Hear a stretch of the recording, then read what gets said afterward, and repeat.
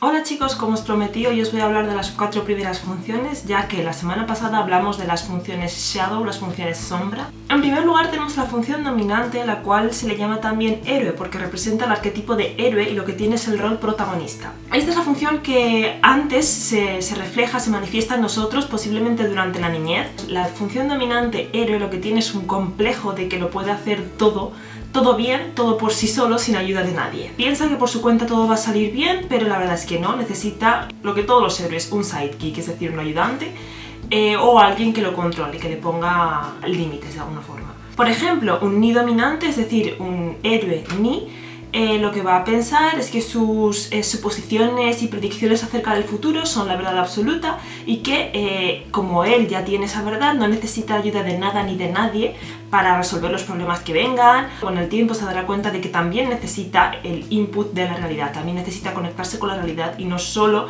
le vale las asunciones o las predicciones que él hace. O por ejemplo, un héroe fe lo que tiende es a adaptarse fácilmente a otros, reconocer valores colectivos y tratar de compartirlos y reforzarlos para crear conexiones armoniosas con los demás. Al héroe fe le encanta ser el mentor de los demás, el salvador y el que se ocupa de los demás, de las necesidades de los demás. No atiende a sus propias necesidades en general, reprime sus propios sentimientos, porque considera que eso se interponen en el camino de crear armonía grupal, o armonía global o armonía colectiva. Entonces el héroe fe necesita un sidekick que le diga: no, tus emociones, tus sentimientos también son importantes, tienes que ocuparte también de ti mismo, tienes que aprender a sentarte, a ponerte límites, no solo siempre prima la armonía grupal, sino tú mismo y tu comodidad, etc. Es decir, el héroe no puede funcionar solo, es decir, la función dominante, por pronto que aparezca en nuestras vidas, no puede funcionar sola de forma consciente, necesita la función auxiliar. A esta función auxiliar también se le llama padre o parent, tiene una doble función. Por un lado, hacia la función dominante lo que se encarga es de limitarla, de apoyarla, de asesorarla. Su función es la de la responsabilidad y básicamente advierte al héroe, es decir, a la función dominante, de cuándo se está pasando de la raya, de cuándo puede producir daños, de cuándo ya no da más de sí, y básicamente el parent sirve de equilibrio para que la función dominante sea más responsable, más moderada, más equilibrada. Es decir, si los ESFP funcionaran solo con SE y no con FI, pues sería absolutamente una locura, no habría valores morales por ninguna parte, ni sentido de la individualidad, sería todo un caos. Por otra parte, el parent también se ocupa de la función terciaria, que os voy a hablar ahora, que es el niño, el child, puesto que la función auxiliar también se encarga de alguna forma de proteger a esta función terciaria, ya que lo más común es que la función auxiliar se manifieste de forma consciente antes que la terciaria. Esto puede llevar su proceso. Me ha hablado gente que dice que hasta más de los 20 no ha notado que su función auxiliar se manifestaba de alguna forma. Ha habido gente que me ha dicho: pues yo desde la niñez tal. Como os conté en mi vídeo de dinámica de tipos, suele haber un esquema un poco de etapas que, digamos, condicionan esa manifestación de las funciones, como por ejemplo el paso de la edad adulta, pero puedes adquirirla antes o más tarde. Al fin y al cabo, lo importante es que la función auxiliar, el padre, la responsabilidad, el apoyo, se acaba desarrollando tarde o temprano de forma consciente, puesto que es la que impide que la dominante se vuelva unhealthy, se vuelva insana, se vuelva loca. De ahí que mucha gente unhealthy o insana lo que tiene es un loop, es decir, el héroe se hace con el niño saltándose al padre. Es decir, la función dominante y la terciaria funcionan juntas, obviando la auxiliar. Por eso la auxiliar es importante. Un ejemplo, la auxiliar de los ISFP y de los ISTP es SE, por lo tanto apoya las funciones dominantes Phi y Ti, ayudándolos a captar más y mejor detalles de su entorno y estímulos, de forma que tienen un segundo filtro, un filtro más objetivo, una visión más objetiva de la realidad. Es lo que los hace un poco gente más pragmática, más con los pies en la tierra. En tercer lugar, la función terciaria, el child, el niño. El niño es el arquetipo de la inocencia, representa la inocencia. Y es una función que me gusta mucho porque representa nuestra mayor debilidad. La función terciaria es la parte más inocente de la persona. Es aquella a la que cuando nos atacan ahí es donde más nos duele. Todas las críticas nos duelen, ¿no? Pero se dice que cuando atacan a aquello de lo que se supone que se ocupa tu función terciaria, es lo que más te duele. Mi teoría es que es porque la función terciaria es algo que cuesta desarrollarla de forma consciente, pero siempre está un poco ahí. Digamos que la dominante y la auxiliar es más fácil que tú las uses de forma consciente y tal, Pero la otra, la terciaria, es como que está ahí asomando y tú piensas que la usas más de lo que lo usas o mejor de lo que lo usas. Y cuando alguien te dice no, para nada, porque tú eres así, te quedas un poco como en shock, en plan, ostras, pues yo pensaba que era más lo que sea, ¿no? ¿Qué críticas os dejan como más desinflados, tipo, ostras, yo soy así de verdad? Os pongo un ejemplo para que me entendáis.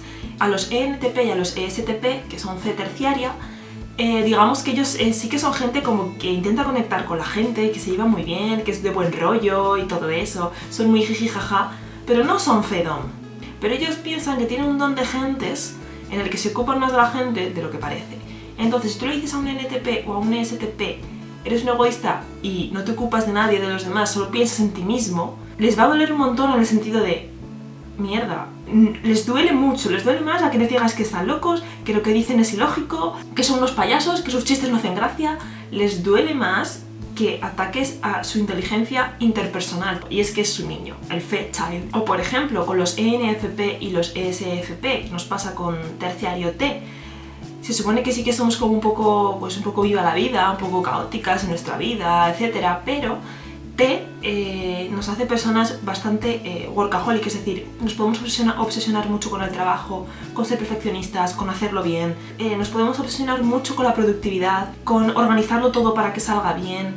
Y entonces si a nosotros nos dicen, eres un descontrol de persona, eres súper desorganizada, no pienso contar contigo para organizar nada porque eres un caos y encima eres poco trabajadora porque no eres capaz de ser productiva, eso nos duele. En general es una crítica que duele a todo el mundo, ¿no? Pero hay gente que se la puede tomar más en plan bitch. Pero es como que a los ENFP y a los ESFP nos duele porque es como que es un esfuerzo, entre comillas, que hacemos porque a nosotros nos gusta mucho más tener las opciones como muy abiertas, tener como mucho margen de libertad, ¿vale? Este es como muy enfocada. Tratamos de hacerlo muy bien, entonces cuando nos acusan de eso, te duele en el sentido de que te desinflas, de tipo, de verdad no he mejorado nada en mis dotes de organización. Mirad cuál es vuestra función terciaria y pensad a ver si es lo que más os duele.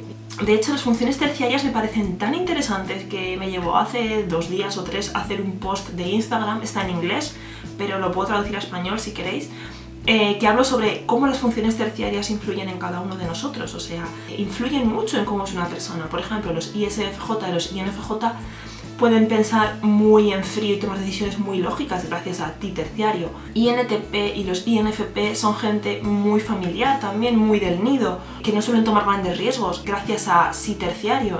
Por último, vamos con la función inferior. La función inferior se relaciona con el arquetipo del alma o del animus, ánima, y en ella proyectamos nuestros miedos e inseguridades. Esta es la función que más tiempo cuesta y más trabajo también, supongo, desarrollar de forma consciente, suele vivir en el inconsciente, pero también se la llama a esta función la función aspiracional porque, como os conté en mi vídeo de la teoría de los 4 lados de la mente, es a través de la cual accedemos a nuestra personalidad subconsciente, que se supone que es aquella a la que aspiras a ser, aquella que en el fondo deseas ser. Y es que según el arquetipo de Jung, el ánima o el animus es el alma, pero no en el sentido metafísico, sino en el sentido de aquella fuerza interior que nos impulsa a hacer las cosas. La función inferior es una función que tú no te atreves a usar o evitas usar porque no se te da bien, porque es contraria a tu función dominante, entonces es como que te cuesta mucho. Entonces cuando la gente nos obliga o las situaciones nos obligan a utilizar esta clase de funciones, por ejemplo a mí, ni inferior, me sucede, me incomoda muchísimo cuando la gente me pregunta ¿y qué vas a hacer de aquí a 2-3 meses? ¿Y el año que viene qué vas a hacer? ¿Y dónde te ves? ¿Y cuáles son tus planes ahora? ¿Y ahora cuando termines el máster qué vas a hacer? No me gusta nada que me pregunten qué voy a hacer de aquí a X tiempo, porque yo no tengo planes detallados en mi mente de lo que voy a hacer. Entonces, normalmente cuando la gente nos obliga, o cuando el contexto nos obliga a utilizar nuestra función inferior, muchas veces nos ponemos a la defensiva o nos da con mucho recelo. Y si esto persiste, puede llegar a desarrollar pues actitudes autodestructivas incluso, o actitudes negativas, como son los grips. No obstante, como digo, como en la función inferior reside la inseguridad y el miedo, si superamos esas inseguridades y esos miedos, mi miedo a hablar de qué voy a hacer en el futuro de aquí a 10 años, seremos capaces de usar por completo nuestra capacidad subconsciente. Esto suena como muy gurú, en plan, si superamos nuestros miedos seremos capaces de ser otra personalidad distinta. Entendedme que lo tengo que poner en conceptos muy generales, simplemente digamos que cuando tú aprendes a que esa función, o digamos las características de esa función no te incomoden, empiezas a recibir esa clase de información de forma positiva, un poco para que no tan recelosa, no tan a la defensiva, que a mí todavía me pasa, lo admito. Por ejemplo, muchos INFPs, ISFPs en su edad adulta terminan siendo gente súper trabajadora, súper metódica, súper perfeccionista, del rollo de obsesionarse con hacer las cosas bien, con ser productivo, con estar ocupado, en fin, porque a través de inferior ellos están tan acostumbrados a que su mente y su vida sea como caótica, que llega un punto que el contexto, la vida, las experiencias, el trabajo les obligan a centrarse más, a ser más meticulosos, a ser más productivos. De hecho, una chica me habló hace poco diciéndome que era INFP, pero que en trabajos de grupo y demás como que no le costaba ponerse en el rol de mandar, de asignar a cada persona lo que tiene que hacer. Y dije yo, pues será que utilizas T como Dios manda, ¿no? Pues a eso me refiero, que cuando tú superas ese miedo / inseguridad, esa incomodidad, hacer algo que en general va contra la naturaleza de tu función dominante, eres capaz de utilizar ese lado subconsciente, esa personalidad subconsciente a voluntad y de forma positiva. Bueno chicos, hasta aquí la explicación un poco más profunda de las 4 primeras funciones cognitivas, pero como veis todas son interesantes, todas tienen su arquetipo, todas tienen su función, todas tienen su rol en nuestra cabeza. Nos vemos la semana que viene, contadme también aquí abajo de qué queréis que os hable y un besito a todos, adiós.